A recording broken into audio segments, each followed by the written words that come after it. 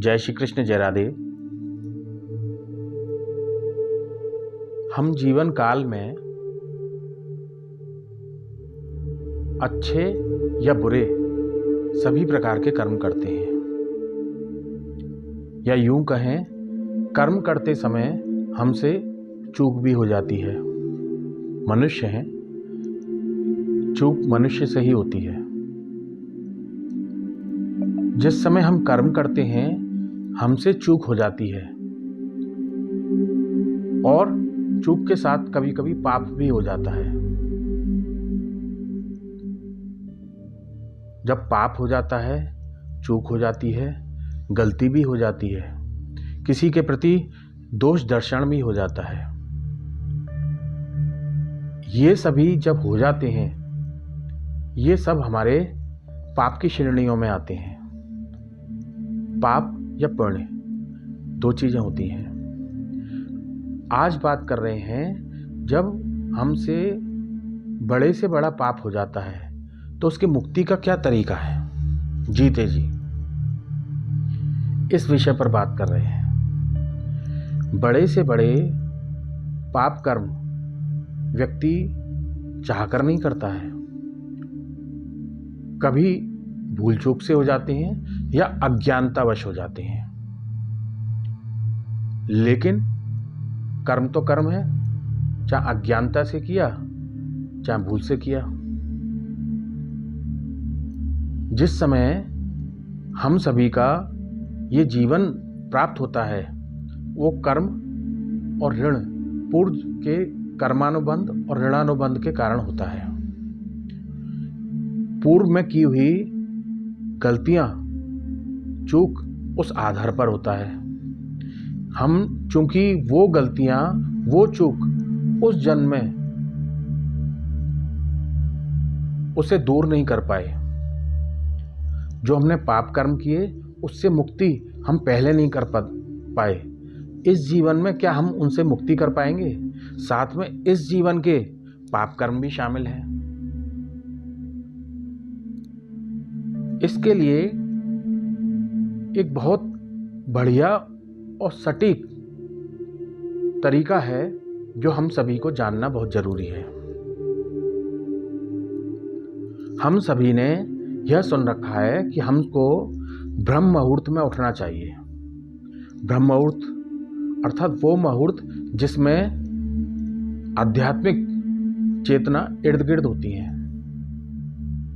दिव्य आत्माएं इर्द गिर्द होती हैं, परमात्मा की शक्ति इर्द गिर्द होती है। सुबह 3 से 5 का समय, रात से जब सुबह होने को होती है 3 से 5 के बीच का जो समय होता है वो ब्रह्म मुहूर्त का होता है। हमको किसी चीज को दिन में बोलना है किसी व्यक्ति से, वो बहुत दूर है, बहुत तेजी से बोलना पड़ेगा, इंटेंसिटी से बोलना पड़ेगा उस तक अपनी बात पहुंचाने के लिए, क्योंकि वो दूर है। एक उदाहरण से समझा रहा हूं मैं। वही बात वो हमारे नजदीक होता है तो हम उस बात को आसानी से धीरे से बोल सकते हैं और वो बात हमारी वो समझ भी लेगा। इसी प्रकार ब्रह्म मुहूर्त का एक ऐसा समय होता है जब दिव्य आत्माएं विचरण कर रही होती हैं इस ब्रह्मांड में, हमारे इर्द गिर्द होती हैं 3 से 5। सबसे पहले जिन जिन के प्रति हमने दोष दर्शन किया है, पाप कर्म किए हैं, चाहे भूलवश किए हैं, चाहे ज्ञानतावश किए हैं, चाहे कैसे भी किए हैं, इस जन्म में किए हैं या पूर्व जन्मों में किए हैं, उसके लिए सबसे पहले हमें शौचादि नित्य कर्म से निवृत्त होकर बैठ जाना है। 3 से 5, 3 बजे बैठ जाएं। प्रभु को धन्यवाद करें इस जीवन को पाने के लिए। सबसे पहले प्रभु को प्रणाम करें। हे परमात्मा, हे ईश्वर, हे चिदानंद स्वरूप, हे श्री कृष्ण, हे राम, जो भी हमारे इष्ट हैं, जिन पर हमारी आस्था और समर्पण है, उन पर को हम शरणागत भाव से ऐसी प्रार्थना करें। सबसे पहले हमारा भाव इसमें शरणागति का हो।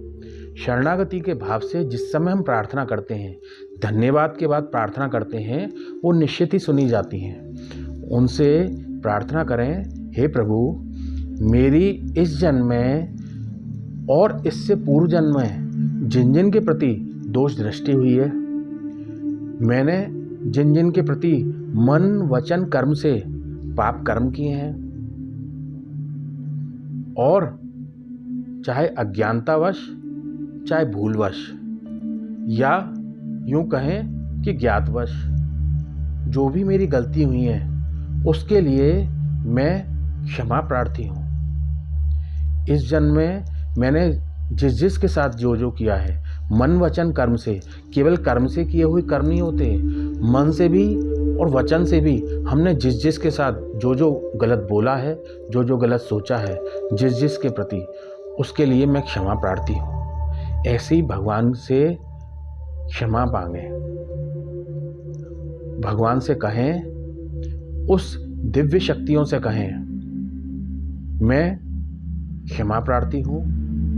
इस जन्म के और पूर्व जन्मों के जिन जिन लोगों के प्रति मैंने दोष दर्शन किया है, उन सभी के प्रति मैं क्षमा प्रार्थी हूँ।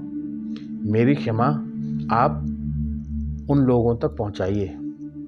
मैं प्रायश्चित कर रहा हूँ, मुझे पश्चाताप है। आप दिल से बोलिए, शरणागत भाव से बोलिए, वो इसको समझेंगे। आप यदि वास्तव में अपने पाप कर्म से निवृत्ति चाहते हैं तो इस प्रकार आप बोलें, उन परमपिता परमेश्वर से प्रार्थना करें। ऐसा 21 दिन तक लगातार करें, और यदि रोज कर सकते हैं तो बहुत अच्छी बात है। सोते समय प्रार्थना करें, सुबह ब्रह्म मुहूर्त में प्रार्थना करें, ऐसी प्रार्थना करें। जब हम ऐसी प्रार्थना निरंतर करते हैं, भगवान से करते हैं, जैसे श्राद्ध पक्ष होता है, श्राद्ध पक्ष में पितरों के निमित्त क्या होता है? तर्पण किया जाता है, पिंडदान किया जाता है। वो कैसे होता है? हम कहते हैं पितरों तक पहुंचता है, वो वास्तव में हमारे भाव पहुंचते हैं। पितरों तक जो भी हम उनको अर्पित करते हैं उस भाव से, वो हमारे भाव और भावनाएं पहुंचती हैं। किसके थ्रू? प्रभु के थ्रू।